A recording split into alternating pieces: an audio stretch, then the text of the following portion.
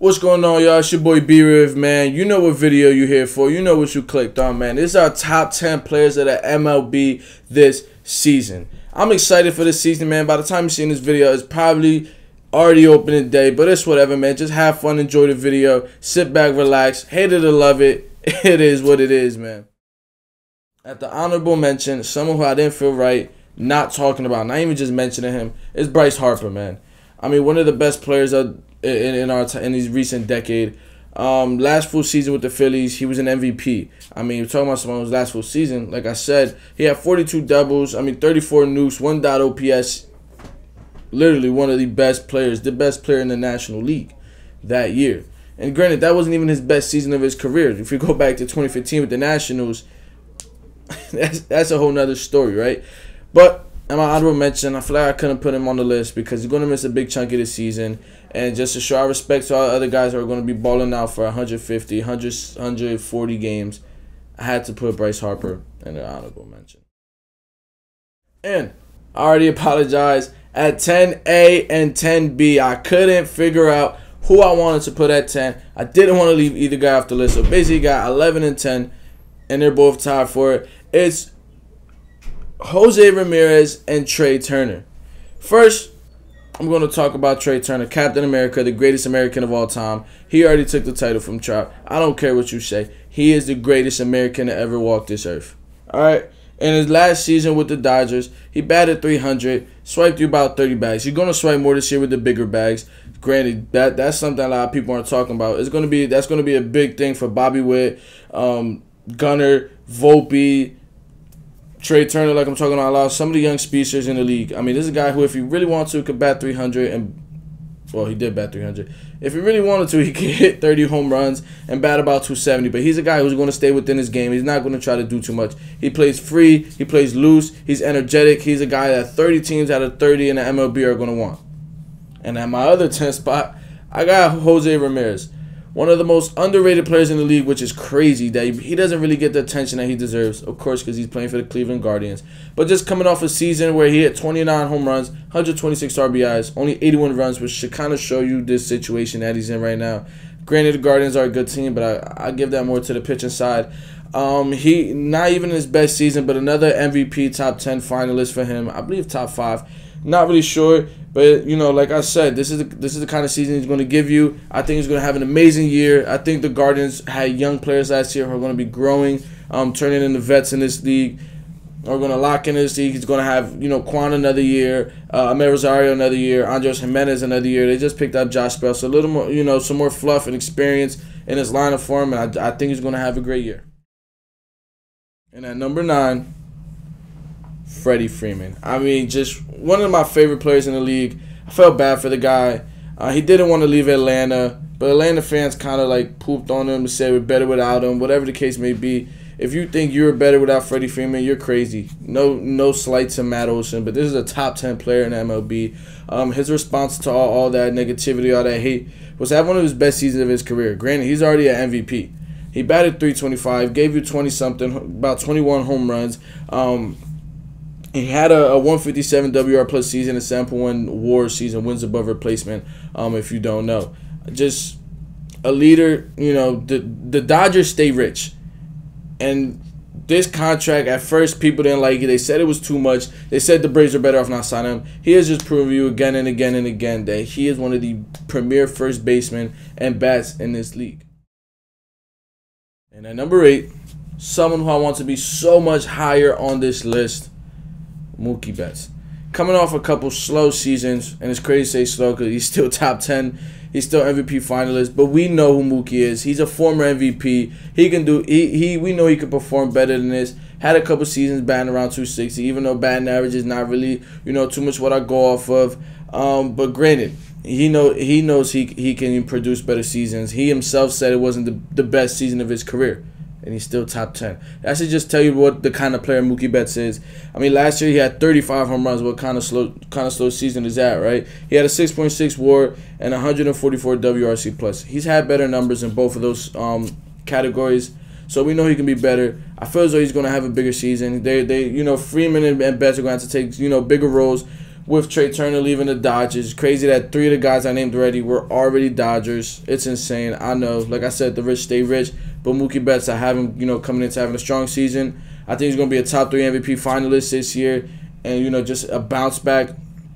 Not really a bounce back, but just getting more to him. Mookie Betts is a top 5, top 4 MLB player in this league. And at number 7, this spot, listen, I spent half an hour to an hour just trying to figure out these next 3 spots. They're hard. We're talking about a guy who had 19 defensive run saves. Of that statistic alone, you know who I'm talking about, is Nolan Arenado.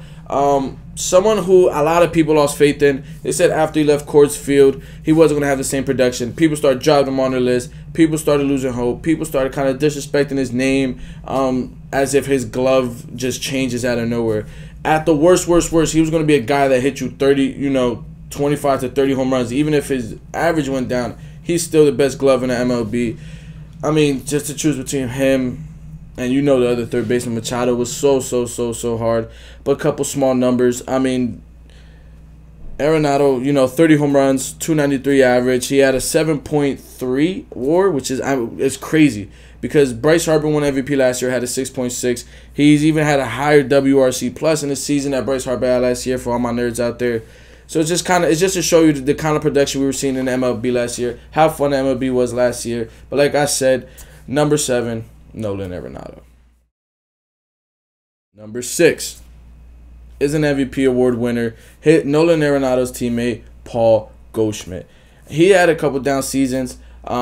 Not down, but you know what I'm talking about. These are superstars in MLB. He had a couple non-superstar seasons. Still great. Just not to his productivity that he had throughout his whole career, and that is the reason why he isn't higher than what he is. Granted, he was kind of looked over in the Arizona Diamondback years, but he truly came into his own this year. I think you give a guy a full year in a new spot, you give him some time to adjust, and then that second year he's going to come back amazing. And this might be Goldschmidt's 3rd year, but granted, the season he put together last year, Triple Crown worthy. He would have got it if it wasn't for Freddie Freeman. I mean, he was on base almost half of the time. You couldn't get him out. You just couldn't get him out. And to have to face him and Arenado is absolutely deadly. Hoping the Cardinals can make a playoff push this year. Like a real push. When have we seen in 2011? Yeah, Paul Goldschmidt, number 6 player in the MLB. And at number 5, hate it or love him. Say he's better than Arenado. Say he's not. Say he shouldn't be in the top 10. Say he should. Some people are mad he was at number 4. I was one of those people. And then I ended up having at number 5. It's Manny Machado. One of the most polarizing players in this league. Someone who's always going to be talked about. Someone who people are always going to try to get a controversial quote out of. But one thing you can't take away from him is what he does on that baseball field. He had a down season with his glove. -3 defensive runs saved, which was going to play into my argument between him and Arenado. But just think about what he did towards the end of the season. Think about what he did in the playoffs. Look at his season as a whole, and he is one of the best 5 players in the MLB. I truly think you get this team fully together, and either him, it's going to be a similar season to the Cardinals, where we're going to see 2 Padres in the top 3 of MVP.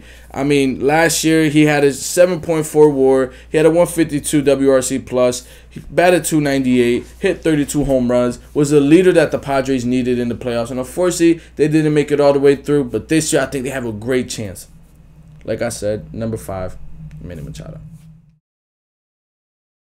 And number 4, you probably know who it is.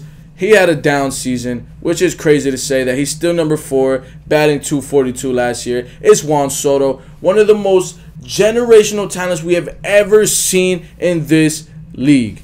I mean, someone who last year, and like I said, I looked prior years, I looked at their sample size.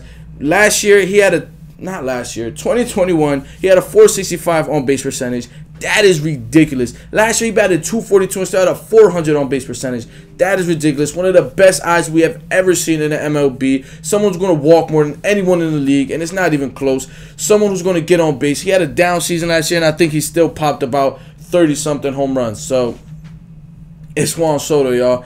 He's him. Listen, him, Mookie Betts, and Manny Machado are my top three, picks for the MVP this year. I think Juan Soto's going to have a crazy year. Last year he had a bunch of turmoil, in Washington, in San Diego. No Tatis. It was a whole bunch of cancerous things going on in the locker room. But I truly think Juan Soto's in it. I truly think Juan Soto's going to have an amazing year, get back to above 300, get back to close to 500 on base. When he is on, it literally doesn't matter what he does with the glove. He is one of the best bats we have ever seen in the MLB. Number 3, Juan Soto. Number 4, Juan Soto. And top 3. We are here. You know what the top 3 names are. These are the top 3 names everybody has. The big question is, who's number 2? Is it Trout? Is it Judge? And no, this isn't because I'm a Yankees fan, but number 3 is Mike Trout. I mean, in 119 games last year, essentially 120 games, he hit 40 home runs. That's crazy. In 120 games last year, he had a 6 WAR.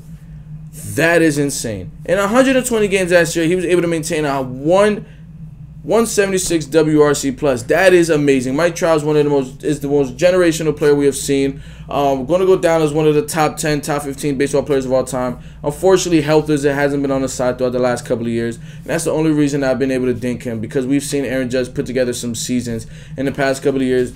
But it's no denying who Mike Trout is. It's no denying what he's done. I just call Trey Turner Captain America. A lot of people call Mike Trout Captain America. I mean, one of the best players we have ever seen. It sucks that we have never seen Mike Trout in a meaningful playoff series.